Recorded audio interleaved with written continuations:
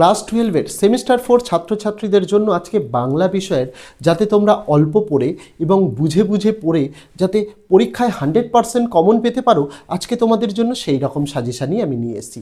এই সাজেশানে আমি তোমাদের বুঝিয়ে দেবো কিভাবে সব অধ্যায় না পড়েও বেছে বেছে অধ্যায় পড়েও কিভাবে তুমি পরীক্ষায় এই যে সাজেশান দেখাবো এই সাজেশান থেকে 100% তুমি কমন পাবে এবং কিভাবে উত্তর লিখতে হয় বা উত্তরগুলো তোমরা কোথায় পাবে সেগুলো সমস্তটা আজ এই ভিডিওতে আমি তোমাদের জানিয়ে দেবো। আমি চ্যালেঞ্জ করে তোমাদের বলছি, এই ভিডিওতে যে প্রশ্নগুলো বলবো এবং যেভাবে পড়তে বলবো সেভাবে যদি পড়ো, তোমাকে আমি বলছি যাদের কিছু পড়া হয়নি তারাও এই 1 মাসে পড়ে তোমরা কিন্তু তোমাদের প্রস্তুতি ভালোভাবে নিয়ে পরীক্ষায় 100% কমন পেতে পারো। তার জন্য কি করতে হবে, ভিডিওটা একটু লম্বা হবে, তার কারণ কি তোমাদের বাংলা সিলেবাসটা বড়, তোমাদের বুঝিয়ে বুঝিয়ে দিতে হবে যে কিভাবে তোমাদের পড়তে হবে, কোশ্চেন প্যাটার্নটা বুঝে নিতে হবে যাতে তোমাদের অল্প পড়তে হয়। তাই অনুরোধ থাকবে ভিডিওটি প্রথম থেকে শেষ পর্যন্ত দেখার। একটুখানিও যদি স্কিপ করো তাহলে কিন্তু সমস্যা তোমাদের। দেখো, ভিডিওটা আগে তোমরা ভালোভাবে দেখে নাও, বুঝে নাও, তারপরে তোমরা স্ক্রিনশট করে নিও কোশ্চেনগুলো। তার কারণ কি, আমি যে কথাগুলো বলবো সেই কথাগুলো তোমাদের জন্য অত্যন্ত জরুরি। তাই অনুরোধ থাকবে ভিডিওটি সম্পূর্ণ দেখার। ফেসবুক থেকে দেখে থাকলে অবশ্যই আমাদের পেজটিকে ফলো করতে হবে এবং ভিডিওটি বন্ধুদের সঙ্গে শেয়ার করতে হবে। এবং ইউটিউব থেকে দেখে থাকলে যদি চ্যানেলে নতুন হয়ে থাকো অবশ্যই তোমাদের কাছে অনুরোধ থাকবে চ্যানেলটিকে সাবস্ক্রাইব করে দিয়ে পাশে থাকা বেল আইকনটিকে ক্লিক করে দেওয়ার জন্য, যাতে আগামী দিনে কোনো রকমের ভিডিও এবং আপডেটস তোমাদের আর মিস না হয়। তো চলো শুরু করা যাক আজকের ভিডিওটি।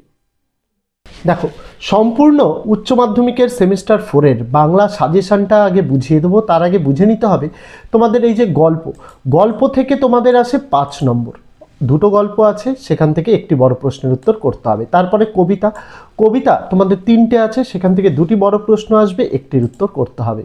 নাটক তোমাদের হচ্ছে নানা রঙের দিন, 2টি বড় প্রশ্ন আসবে, একটির উত্তর করতে হবে। পূর্ণাঙ্গ সহায়ক গ্রন্থে রয়েছে ডাকঘর, 4টি বড় প্রশ্ন আসবে, 2টির উত্তর করতে হবে। তারপরে বাঙালির শিল্প সাহিত্য সংস্কৃতির ইতিহাস থেকে 2টি অধ্যায় রয়েছে, 2টি প্রশ্ন আসবে, একটির উত্তর করতে হবে। এবং রচনা তোমাদের 2 রকমের রচনা রয়েছে, একটির উত্তর করতে হবে 10 নম্বর। এবার একে একে বলবো। দেখো, প্রথমে বাংলা গল্প তোমাদের 2টো আছে, একটা হলুদ পোড়া আর একটা রয়েছে হারুন সালেমের মাসি।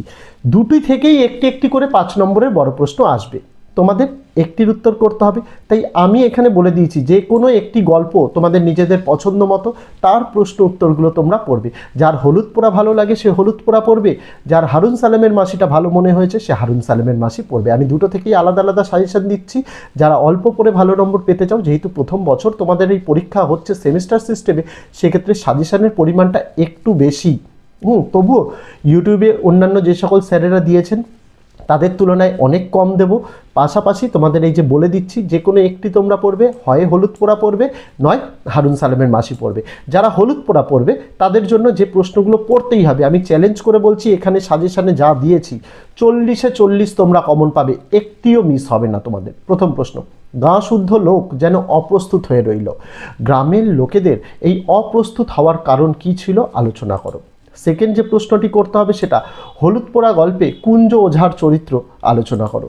3 নম্বরের প্রশ্ন, হলুদ পোড়া গল্প অবলম্বনে ধীরেন চরিত্রটি বিশ্লেষণ করো। এই যে চরিত্রগুলো না তোমরা যখন পড়বে চেষ্টা করবে পয়েন্ট ওয়াইজ লেখার জন্য, তাহলে নম্বরটা বেশি পাবে। আমরা যে পেইড পিডিএফের নোটস এনেছি সেখানে কিন্তু সমস্ত প্রশ্ন এবং উত্তর দেওয়া রয়েছে, তোমরা এই চরিত্রগুলোও পয়েন্ট ওয়াইজ পাবে। 4 নম্বরের প্রশ্ন, ছোট গল্প হিসেবে হলুদ পোড়া গল্পটি কতদূর সার্থক তার নিজের ভাষায় আলোচনা করো। তারপরে 5-এর প্রশ্ন, শুধু আছে তীব্র উত্তেজনা এবং কৌতূহল ভরা পরম উপভোগ্য শিহরণ, লেখক এই কথা যে ঘটনার পরিপ্রেক্ষিতে বলেছেন তা লেখো। 6-এর প্রশ্ন, তারা প্রায় সকলেই বুড়ো ঘোষালের কথায় সায় দিল, বুড়ো ঘোষালকে তার কথা যে নানা রকম প্রতিক্রিয়া হয়েছিল তা আলোচনা করো। 7-এর প্রশ্ন, বলাইখুড়ো আমায় খুন করেছে, বলাইখুড়োর পরিচয় দাও, গল্প ঘটনায় তার প্রাসঙ্গিকতা ব্যাখ্যা করো। 2+3-এর প্রশ্ন। 8-এর প্রশ্ন, আমি বলাই চক্রবর্তী শুভ্রাকে আমি খুন করেছি, স্বীকারোক্তিটির মধ্যে দিয়ে কোন সত্য প্রতিষ্ঠিত হয়েছে। 9-এর প্রশ্ন, শান্তির আর এতটুকু সন্দেহ রইল না, কোন বিষয়ে সন্দেহের কথা বলা হয়েছে, এর প্রতিক্রিয়া কি হয়েছিল। 10-এর প্রশ্ন, মানুষের মতো কি যেন একটা নড়াচড়া করছে, কে কোথায় দৃশ্যটি দেখেছিল, প্রকৃত ঘটনাটি কী ছিল। 11-এর প্রশ্ন ইম্পর্টেন্ট, ব্যাখ্যাটা দেওয়া উচিত কুঞ্জগুণের, এ কথা কোন প্রসঙ্গে বলা হয়েছে? কুঞ্জগুনি কি কথা বলেছিল? 12 প্রশ্ন, কুঞ্জ মাঝির সাথে তো চালাকি চলবে না, বক্তা এই কথা কোন প্রসঙ্গে বলেছে? কুঞ্জ যা যা করেছিল তার বর্ণনা দাও। এই প্রশ্নগুলো তোমাদের হলুদ পোড়া থেকে পড়তেই হচ্ছে। যারা হারুন সালেমের মাসি পড়বে ভাবছো, তাদের জন্য সাজেশনগুলো দেখো। প্রথম, হারুন সালেমের মাসি গল্পে গৌরবী চরিত্রটি আলোচনা করো। সেকেন্ড প্রশ্ন, হারুন সালেমের মাসি গল্প অবলম্বনে হারা চরিত্রটির পরিচয় দাও। 3 প্রশ্ন, কি ভয়ঙ্কর প্রতিহিংসা নিবারণের কিছুইও ভোলে না, নিবারণের প্রতিহিংসার কারণ কি, কিভাবে সে প্রতিহিংসা চরিতার্থ করেছিল। 4 প্রশ্ন, কি বিপদ, কি বিপদ, ওর নিজের বলতে কেউ নেই, কখন ওর মনে এই ভাবনা আসে, তার বিপদটা কেমন ছিল। 5 প্রশ্ন, বড় দুঃখ হলো গৌরবীর, তারপর মনে হলো তার চেয়ে হারার মা ভাগ্যবতী, কেন গৌরবীর দুঃখ হলো, তার চেয়ে হারার মা ভাগ্যবতী মনে হওয়ার কারণ কি ছিল। তারপর এই সময় গৌরবীর বড় কষ্ট হয়, ও রেল লাইনের দিকে চেয়ে থাকে, গৌরবীর বড় কষ্ট হয় কেন, তার রেল লাইনের দিকে চেয়ে থাকার কারণ কি।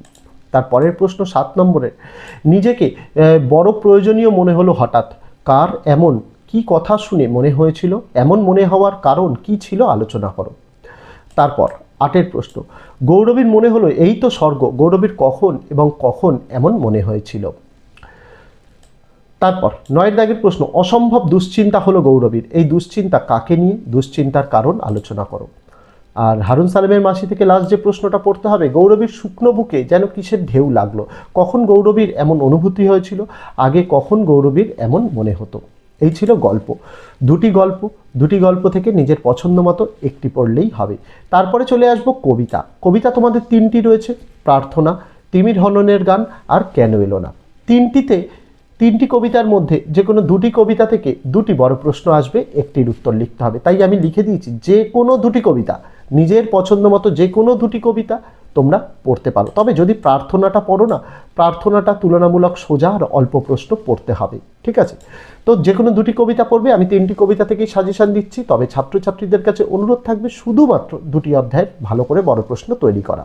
যেমন প্রথম প্রশ্ন, চিত্ত যেথা ভয়শূন্য উচ্চ যেথা শির, এ কথা কবি কোন প্রসঙ্গে বলেছেন, মন্তব্যটি ব্যাখ্যা করো। বা প্রশ্ন এভাবেও দিতে পারে, যার উত্তর 1, চিত্ত যেথা ভয়শূন্য উচ্চ যেথা শির, জ্ঞান যেথা মুক্ত যেথা গৃহের প্রাচীর, আপন প্রাঙ্গণতলে দিবস সর্বরী বসুধারে রাখে নাই খণ্ড ক্ষুদ্র করি, চরণগুলির তাৎপর্য ব্যাখ্যা করো। বা প্রশ্ন এভাবেও দিতে পারে, একটা লাইন, তার মানে বুঝতে পারছো কতটা ইম্পর্টেন্ট এই লাইনটা। জ্ঞান যেথা মুক্ত যেথা গৃহের প্রাচীর, আপন প্রাঙ্গণতলে দিবস সর্বরী বসুধারে রাখে নাই খণ্ড ক্ষুদ্র করি, মুক্ত জ্ঞান কি, কিসের দ্বারা বসুধা খণ্ড ক্ষুদ্র হয়ে যায়। বা প্রশ্ন এভাবেও দিতে পারে, জ্ঞান যেথা মুক্ত যেথা গৃহের প্রাচীর, আপন প্রাঙ্গলতলে দিবস সর্বরী বসুধারে রাখে নাই খণ্ড ক্ষুদ্র করি। গৃহের প্রাচীর বলতে কি বোঝো, বসুধাকে, তা কিভাবে খণ্ড করে। সেকেন্ড প্রশ্ন, প্রার্থনা কবিতায় কবি কিভাবে ভারতবর্ষকে স্বর্গে জাগরিত করার কথা বলেছেন তা নিজের ভাষায় লেখো। এটা বোর্ডের নমুনা প্রশ্নপত্রের প্রশ্ন, বা প্রশ্ন এভাবেও দিতে পারে, ভারতের সেই স্বর্গে করো জাগরিত, এখানে কবি স্বর্গ বলতে কি বোঝাতে চেয়েছেন ব্যাখ্যা করো। 3 প্রশ্ন, নিজ হস্তে নির্দয়ে আঘাত করি পিতঃ, পিতঃ বলতে এখানে কার কথা বলা হয়েছে, কাকে কোথায় আঘাত করার কথা বলা হয়েছে। বা অথবা দিয়ে প্রশ্ন এভাবেও দিতে পারে, যার উত্তর একই, নিজ হস্তে নির্দয়ে আঘাত করি পিতঃ, ভারতের সেই স্বর্গে করো জাগরিত। পিতঃ সম্বোধন কবি কাকে করেছেন, কবি তাঁর কাছে কি প্রার্থনা করেছেন। 4 প্রশ্ন, প্রার্থনা কবিতাটির মূল বক্তব্য নিজের ভাষায় ব্যাখ্যা করো। 5 প্রশ্ন, প্রার্থনা কবিতায় রবীন্দ্রনাথের স্বদেশপ্রীতি এবং ঈশ্বর ভক্তি কিভাবে প্রকাশিত হয়েছে তা নিজের ভাষায় আলোচনা করো। 6 প্রশ্ন, যেথা তুচ্ছ আচারের মরু বালিরাশি, তুচ্ছ আচার বলতে কি বোঝানো হয়েছে, আর তুচ্ছ আচার কেন মরু বালুরাশির মতো। 7 প্রশ্ন, প্রার্থনা কবিতার নামকরণের সার্থকতা বিচার করো। প্রার্থনা থেকে এই প্রশ্নগুলো পড়তে হবে। নেক্সট কবিতা তিমির হননের গান। প্রথম প্রশ্ন, তিমির হননের গান কবিতাটি কোন প্রেক্ষাপটে লেখা, কবি কেন তিমির বিলাসী নয় তিমির বিনাশী হতে চেয়েছেন, নমুনা প্রশ্নপত্রের প্রশ্ন। 2 প্রশ্ন, সূর্যালোক নেই তবু সূর্যালোক মনোরম হলে হাসি, সূর্যালোক নেই বলতে কবি কি বুঝিয়েছেন, কবি মন্তব্যটির মধ্যে দিয়ে কি বোঝাতে চেয়েছেন। 3 প্রশ্ন, আমার বেদনাহীন অন্তহীন বেদনার পথে, আমরা বলতে কাদের কথা বলা হয়েছে, কেন তারা বেদনাহীন অন্তহীন বেদনার পথে। 4 প্রশ্ন, শতই বিমর্ষ হয়ে ভদ্র সাধারণ চেয়ে দেখে, এখানে ভদ্র সাধারণ বলতে কাদের কথা বলা হয়েছে, তাদের বিমর্ষতার কারণ কি, তারা কি দেখে। পাঁচের প্রশ্ন, মহানগরীর মৃগনাভি ভালোবাসি, কারা এই কথা বলেছে? এখানে যে মনোভাবের প্রকাশ ঘটেছে নিজের ভাষায় লেখো। ছয়ের প্রশ্ন, তিমির হননে তবু অগ্রসর হয়ে আমরা কি তিমির বিলাসী? কবির মনে এই সংশয়ের কারণ কি ছিল? এই বিষয়ে কবির বক্তব্য আলোচনা করো। সাতের প্রশ্ন, সেই সব রীতি আজ মৃতের চোখের মতো, এখানে কোন রীতির কথা বলা হয়েছে? কবি সেগুলি মৃতের চোখের মতো বলতে কি বুঝিয়েছেন? আটের প্রশ্ন, নক্ষত্রের জ্যোৎস্নায় ঘুমোতে বা মরে যেতে জানে, কাদের সম্পর্কে এই উক্তিটি করা হয়েছে? তাদের এরূপ হওয়ার কারণ কি? তারপরে কেন এলো না? খুব সুন্দর কবিতা, এটা খুব ইম্পর্টেন্টও, তোমরা পড়তে পারো, যদি যারা মনে করছো এই কবিতাটা পড়তে চাও পড়তে পারো। তবে ওই যে বললাম যে কোনো দুটো কবিতা পড়বে। প্রথম প্রশ্ন, সেই মানুষ এখনো এলো না, কার এখন এ কথা মনে হয়েছিল? তার মনের মধ্যে কি প্রতিক্রিয়া হয়েছিল? বা প্রশ্ন এভাবেও দিতে পারে, সেই মানুষ এখনো এলো না, কোন মানুষের কথা বলা হয়েছে? এখানে বক্তার কোন উপলব্ধি প্রকাশ পেয়েছে? দুয়ের প্রশ্ন, হিজিবিজি অক্ষরগুলো একগুয়ে অবাধ্য, হিজিবিজি অক্ষরগুলো বলতে কি বোঝানো হয়েছে? তাদের অবাধ্যতার কারণ আলোচনা করো। তিনের প্রশ্ন, মা এখন বুনতে বসে কেবলই ঘর ভুল করছে, মায়ের এই অবস্থার কারণ কি ছিল? তাকে যে অস্থির রূপে এই কবিতায় দেখা যায় নিজের ভাষায় লেখো। চারের প্রশ্ন, করার গায়ে খুন্তিটা আজ একটু বেশি রকম নড়ছে, কোন দিনের কথা বলা হয়েছে? করার গায়ে এভাবে খুন্তি নড়ার কারণ কি? পাঁচের প্রশ্ন, গলির দরজায় ছেলেটা দাঁড়িয়ে, ছেলেটি কেন কখন গলির দরজায় গিয়ে দাঁড়িয়েছিল? ছেলেটির পরিণতি কি হয়েছিল? ছয়ের প্রশ্ন, সামনে ইতিহাসের পাতা খোলা, ইতিহাসের পাতা খোলা কথাটির তাৎপর্য লেখো, বা প্রশ্ন এভাবেও দিতে পারে, ইতিহাস বই পড়ায় ছেলেটির মন নেই কেন, ব্যাখ্যা করো। সাতের প্রশ্ন, রাস্তায় আলো জ্বলছে অনেকক্ষণ এখনো, এই পঙ্ক্তিটির মধ্যে দিয়ে কবি কোন ইঙ্গিত বহন করে আলোচনা করো। আটের প্রশ্ন, বারুদের গন্ধে ভরা রাস্তা দিয়ে অনেক অলিগুলি ঘুরে মৃত্যুর পাশ কাটিয়ে বাবা এলো, প্রশ্নোদ্ধৃত কাব্যাংশটির প্রসঙ্গ উল্লেখ করো, বাবাকে কেন এইভাবে বাড়ি ফিরতে হলো। নয়ের প্রশ্ন, সারাটা দিন ছেলেটার নিচে নিচে বেরিয়েছে, ছেলেটার নিচে বেড়ানো ও তার পরিণতি সম্পর্কে আলোচনা করো। এই হচ্ছে তোমাদের কবিতার পোর্শন।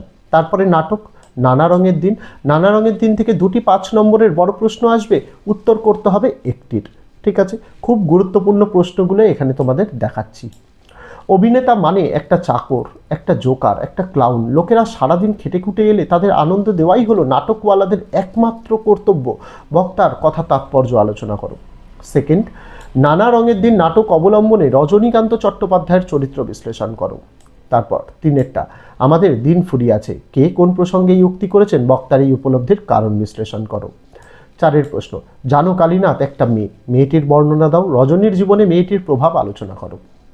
তারপর, আমি রোজ লুকিয়ে লুকিয়ে গ্রিন রুমে ঘুমোই চাটুর্য মশাই, কেউ জানে না, বক্তাকে তিনি কেন গ্রিন রুমে ঘুমান তার চরিত্র বিশ্লেষণ করো। অর্থাৎ এখানে প্রম্পটার কালীনাথের কথা বলা হয়েছে, কালীনাথের চরিত্রটা তোমাদের পড়তে হবে। ছয়ের প্রশ্ন, জীবনে ভোর নেই, সকাল নেই, দুপুর নেই, সন্ধেও ফুরিয়েছে, এখন শুধু মাঝরাত্রিরের অপেক্ষা, বক্তার কোন মনোভাবের প্রকাশ ঘটেছে এই মন্তব্যের মধ্যে দিয়ে আলোচনা করো। সাতের প্রশ্ন, নানা রঙের দিন একাঙ্ক নাটক হিসেবে কতখানি সার্থক আলোচনা করো। এই কোশ্চেনটা রিপিট, এটা তোমাদের করতে হবে না।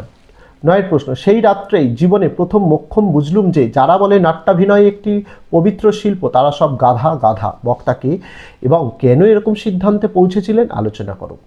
10এর প্রশ্ন, অভিনেতা মানে একটা চাকর, একটা জোকার, একটা ক্লাউন, লোকেরা সারাদিন খেটে খুটে এলে তাদের আনন্দ দেওয়াই নাটকওয়ালাদের কর্তব্য। এইটাও রিপিট প্রশ্ন, এটাও করতে হবে না। তারপরের প্রশ্ন, শিল্পকে যে মানুষ ভালোবেসেছে তার বার্ধক্য নেই, মন্তব্যটির তাৎপর্য বিশ্লেষণ করো। অর্থাৎ নানা রঙের দিন থেকে তোমাদের মোট কটা প্রশ্ন দিলাম, মোট 9টা প্রশ্ন দিলাম। এই 9টার মধ্যেই তোমরা 2টো কমন পাবে, একটির উত্তর করতে হবে, এটা আমি বলছি। এখানে যা যা সাজেশন দেখাচ্ছি সম্পূর্ণটা তোমরা 100% কমন পাবে তোমাদের সেমিস্টার 4 পরীক্ষায়, এটা চ্যালেঞ্জ। তারপর পূর্ণাঙ্গ সহায়ক গ্রন্থ রয়েছে তোমাদের ডাকঘর নাটক, এখান থেকে 4টি 5 নম্বর পড়তে হবে, তোমাদের 2টি আসবে। দেখো ডাকঘর অনেক বড় নাটক, কিন্তু সেখান থেকেও আমি বেছে বেছে মাত্র কয়েকটি প্রশ্ন দিয়েছি। সম্ভাবনা আছে খুব ভালোভাবে যদি পড়ো এখান থেকে তোমরা 3-4টিও কমন পেতে পারো, তবে কমপক্ষে 2টি এখান থেকে কমন পাবেই, যেরকম দিয়েছি অল্প। প্রথম প্রশ্ন, ডাকঘর নাটকে অমল চরিত্রটি সম্পর্কে নিজের ভাষায় আলোচনা করো। নমুনা প্রশ্নপত্রের এটা প্রশ্ন। প্রথম, তোমার 2টি পায়ে পড়ি, আমি পণ্ডিত হব না, কে কাকে উদ্দেশ্য করে মন্তব্যটি করেছে, তার পণ্ডিত হতে না চাওয়ার কারণ কি। 3এর প্রশ্ন, বড় হলে আমি রাজার ডাক হরকরা হব, এই ইচ্ছা বক্তা কখন এবং কেন প্রকাশ করেছিল। তারপর বড় বড় পণ্ডিতেরা সব তোমারই মতো, কাকে উদ্দেশ্য করে কে মন্তব্যটি করেছেন, মন্তব্যটির তাৎপর্য লেখো। তারপর আমার আর কোনো অসুখ নেই, কোনো বেদনা নেই, বক্তা কখনোই উপলব্ধিতে পৌঁছেছে, আলোচনা করো। তারপর খুব ইম্পর্টেন্ট প্রশ্ন, ডাকঘর নাটকের নামকরণের সার্থকতা আলোচনা করো। সাতেরটা, ওকে বাইরে একেবারে যেতে দিতে পারবেন না, বক্তা কার সম্পর্কে এই কথা বলেছে এবং কোন প্রসঙ্গে মন্তব্যটি করা হয়েছে বিস্তারিত আলোচনা করো। আটের, বড় বড় পণ্ডিতেরা সব তোমারই মতো, এ কথা কে কাকে উদ্দেশ্য করে বলেছে, মন্তব্যটি তাৎপর্য লেখো। নয়ের প্রশ্ন, শীঘ্রই যাতে রাজার চিঠি তোদের বাড়িতে আসে আমি তার বন্দোবস্ত করছি, এই কথা বক্তা কোন পরিপ্রেক্ষিতে বলেছেন, তাঁর এখানে কোন মনোভাবের প্রকাশ ঘটেছে আলোচনা করো। 10এর প্রশ্ন, ডাকঘর নাটকে কিভাবে রাজার চিঠি অমলের কাছে এসে পৌঁছলো তা নিজের ভাষায় আলোচনা করো। তারপর 11 প্রশ্ন, ডাকঘর নাটকে কবিরাজ অমলকে বাইরে বেরোতে নিষেধ করেছিলেন কেন, অমলের সাথে ছেলের দলের কথোপকথন নিজের ভাষায় লেখো। তারপর সে ভারী মস্ত কাজ, বক্তা ভারী মস্ত কাজ কোনটিকে বলেছেন, উদ্দিষ্ট ব্যক্তি এর পরিপ্রেক্ষিতে কি জানিয়েছিল। 13 প্রশ্ন, দই বেচতে যে কত সুখ সে তোমার কাছে শিখে নিলুম, ডাকঘর নাটক অবলম্বনে উদ্ধৃতাংশটির তাৎপর্য ব্যাখ্যা করো। এখানে তোমরা আরও একটি প্রশ্নও চাইলে দেখে যেতে পারো, আমি দিইনি, সেটা হচ্ছে ডাকঘর নাটকে দইওয়ালার যে গ্রামের চিত্র সেটাও চাইলে কিন্তু একবার দেখে যেতে পারো, ইম্পর্টেন্ট প্রশ্ন ওটা, ঠিক আছে।